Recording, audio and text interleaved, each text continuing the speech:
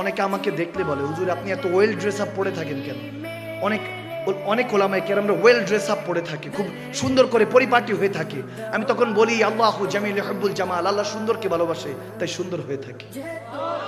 এখন যখন বিয়ের ফাংশন, কোনো কিছুতে আমরা বিয়েতে, অন্য কোনো সেরেমনিতে, ম্যারেজ সেরেমনিতে যখন আমরা যাই, তখন কত ভালো পোশাক। যখন আল্লাহ রসুলের কথা শুনতে আসি, যখন জানি যে আল্লাহ রসুল এখন দেখবে, তখন সিরা ফাড়া না, ঠিক না?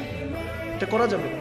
আজকে কুতুবউদ্দিন বাখতিয়ার কাকি একদম সিমসাম ড্রেস আপ পরে আজকে মাইনুদ্দিন চিশতি খাজা আজমিরের কাছে আসলেন, যিনি 90 লক্ষ বেদিনকে কলমা পড়িয়ে মুসলমান বানিয়েছেন। সুবহানাল্লাহ। খাজা মাইনুদ্দিন চিশতি খাজা কুতুবউদ্দিনকে দেখে বলছেন, কুতুবউদ্দিন ये क्या पहन के आ गए? এটা কি পরে চলে আসছো? বলে হুজুর দরবেশি লেবাস পরেছি, দরবেশি লেবাস পহন কে আ গয়া। অর্থাৎ আমি দরবেশি পোশাক পরেছি, সিমসাম সিধা সাদা।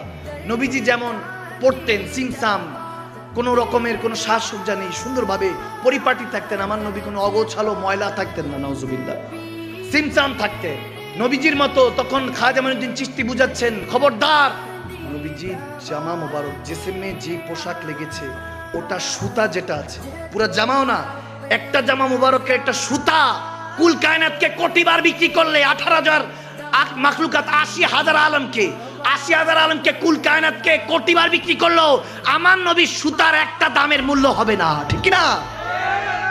আমার নবীজি যেটা পোশাক পরে আছেন এটা অমূল্য, কোনো প্রাইস নির্ধারণ করা যাবে। নবী ইচ্ছায় পড়েছেন।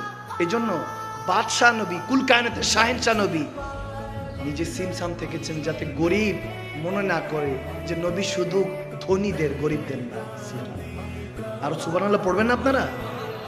এই জন্য নবীজি মনে করেন সিমসাম চলেছে, সাদা সিধা।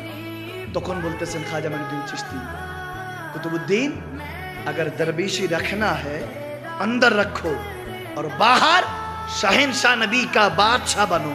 सुभान अल्लाह। বলে দরবেশি ফকিরি সিমসাম যদি থাকতে চাও, আল্লাহর কাছে সরল থাকতে চাও, দুনিয়াকে দেখার দরকার নেই, ওটা ভিতরে রাখো।